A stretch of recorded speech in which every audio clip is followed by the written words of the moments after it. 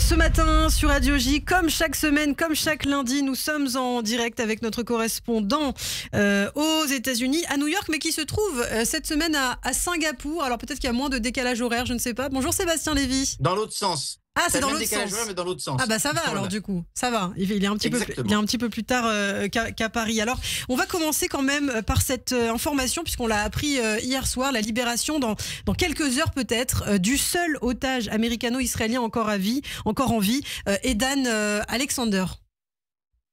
Oui, c'est à rapprocher également de l'accord qu'il y a eu la semaine dernière entre Donald Trump, entre les États-Unis et les Houthis, où en fait Donald Trump a dit voilà, on fait un accord et donc on a notre accord séparé avec les Houthis. Mais il s'est passé la même chose avec le Hamas concernant la libération de l'otage israélo-américain Edan Alexander. Ce qui est intéressant justement, c'est l'approche de l'administration qui sur ces deux sujets n'a pas voulu être en coordination avec Israël. Ils ont décidé de faire ça de leur côté. Donc en ce sens, c'est un fait politique. Au-delà évidemment de la très bonne nouvelle d'avoir un otage libéré, ce qui est intéressant, c'est ce que ça traduit sur la nouvelle approche faite par les États-Unis, qui sans doute en appelle d'autres, on en reparlera sans doute après la visite de Donald Trump dans la région, par rapport à l'Arabie Saoudite, par rapport à l'Iran. Il y a clairement aujourd'hui un découplage de l'action diplomatique des États-Unis dans la région avec Israël. Donc ça, je pense que c'est un fait politique majeur. Et d'ailleurs, c'est intéressant parce que oui, on voit effectivement qu'Israël a été un peu exclu de ces négociations avec le Hamas et Donald Trump ne se rendra pas à Jérusalem pour cette tournée au Moyen-Orient. Il se rendra en Arabie Saoudite, mais il ne passera pas par Israël. Exactement, et ça aussi c'est un fait politique majeur. On sait que Benjamin Netanyahou a vraiment voulu insister auprès des équipes de Donald Trump pour qu'ils s'arrêtent au moins, pour marquer le coup, je dirais, de la solidarité avec Israël. Le fait qu'il ne s'arrête pas, ça ne dit pas du tout une rupture avec Israël. En revanche, ça traduit bien la volonté de Donald Trump de se focaliser sur la diplomatie régionale avec l'Arabie Saoudite, les Émirats Arabes Unis et le Qatar, sans nécessairement coordonner avec Israël, en disant nous avons une liberté d'action totale par rapport à Israël. Ça va dans le sens également de ce qu'a dit Mike Huckabee, l'ambassadeur des États-Unis en Israël, qui a dit nous n'avons pas demandé la permission à Israël pour faire nos actes diplomatiques. Donc ça veut dire beaucoup de choses.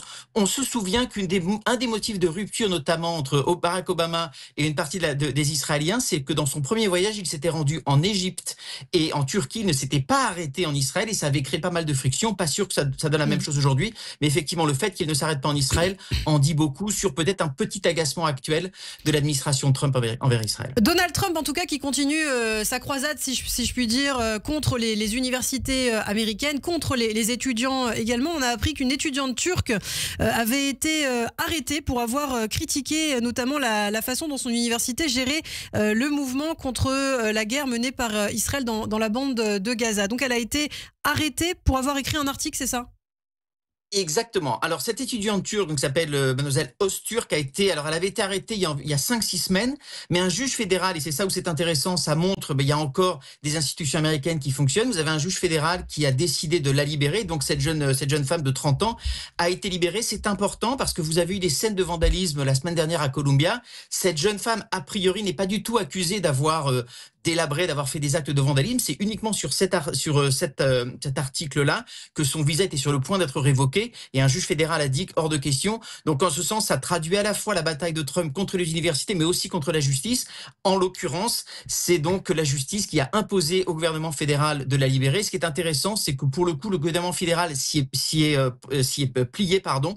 Donc c'est d'une certaine façon une victoire de l'état de droit dans cette fameuse bataille à laquelle on assiste depuis des mois. Autre arrestation ces derniers jours, celle d'un maire qui a été arrêté près de New York alors qu'il protestait contre un méga-centre de détention pour migrants. Oui, en fait, c'est le maire de Newark qui va sans doute se présenter au poste de gouverneur du New Jersey. Donc ça fait la une ici parce que est-ce que c'est une arrestation politique? Est-ce que c'est une arrestation pour avoir eu des actes de vandalisme? Quand on voit les images, on n'a pas l'impression qu'il y a vraiment eu d'actes de violence. Il est fort possible qu'il soit libéré extrêmement vite. Ce sera pas une arrestation qui va être qui va durer longtemps. En revanche, ça montre là encore une volonté de Donald Trump de montrer sa force, de montrer ses muscles en disant qu'il ne reculera devant rien. Et c'est aussi un moyen pour intimider éventuellement demain les oppositions. Ça fait partie de la fameuse bagarre en ce moment entre Donald Trump et les contre-pouvoirs, en l'espèce d'un maire, mais ça peut être demain avec un congressman. Donc ça traduit là encore cette bataille extrêmement forte. Ça s'inscrit également dans le fait que son principal conseiller, Stephen Miller, a annoncé éventuellement vouloir suspendre l'habeas corpus pour les étrangers illégaux. L'habeas corpus, c'est en gros l'état de droit, c'est-à-dire que vous devez passer devant un juge pour justifier une arrestation. Il est fort possible que ça ne soit pas le cas, qu'il ne le fasse pas, mais là encore, c'est pour marquer le coup, c'est pour envoyer un signal à son électorat qu'il y a une dureté très forte sur l'immigration, qui est un marqueur politique de Trump. Donc là encore, le fameux conflit sur l'immigration, on n'est pas prêt de le voir, s'arrêter, parce que c'est au cœur vraiment du Trumpisme. Effectivement, Stéphane Miller, pour bien comprendre, qui a évoqué la possibilité de suspendre le droit de recours des personnes immigrées visées par des décisions d'expulsion. Alors un autre dossier dont vous souhaitiez nous parler, Sébastien, c'est cet accord avec la Grande-Bretagne, le Royaume-Uni et les États-Unis qui ont célébré ces derniers jours un accord de libre-échange historique. Londres, qui est la première capitale à avoir obtenu un accord commercial avec Washington. Alors quelles sont les implications exactement ? Alors, ce qui est très intéressant, c'est que c'est la communication en fait que Trump a utilisée là-dessus pour dire, écoutez, voilà, j'ai montré les muscles là encore, et j'ai aujourd'hui la capacité de signer un accord avec l'Angleterre de façon séparée. Et donc, c'est un petit peu un motus operandi qu'il aimerait voir avec beaucoup d'autres pays qui viendraient à Washington pour négocier des accords commerciaux séparés.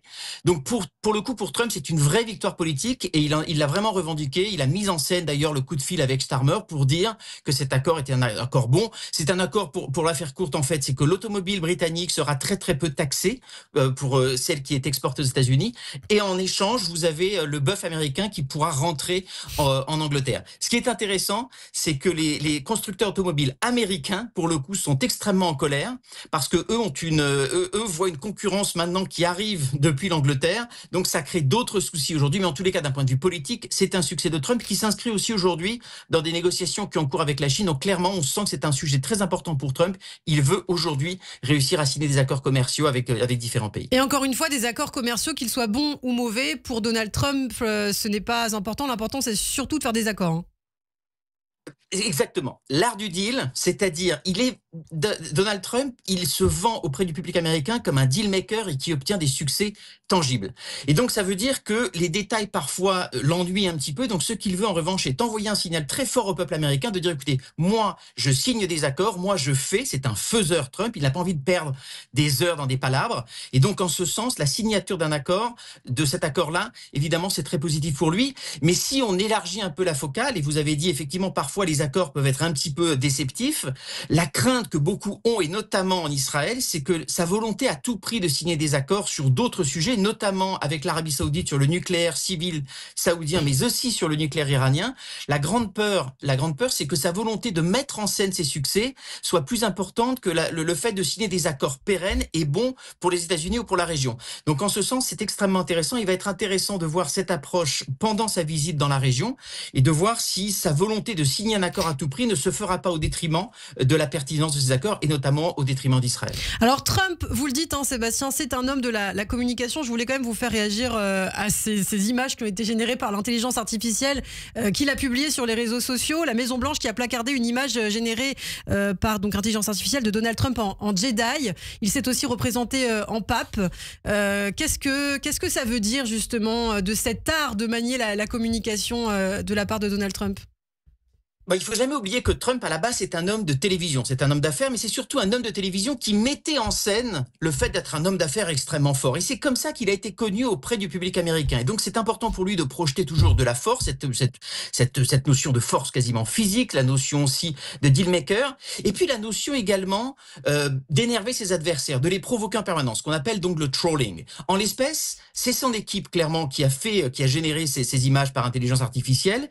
Je pense qu'il y a l'idée d'un côté, un petit peu, il y a un hubris de dire je me permets tout, je suis un homme qui peut absolument tout, si demain je veux être le pape, je peux l'être, je suis aussi fort comme un Jedi.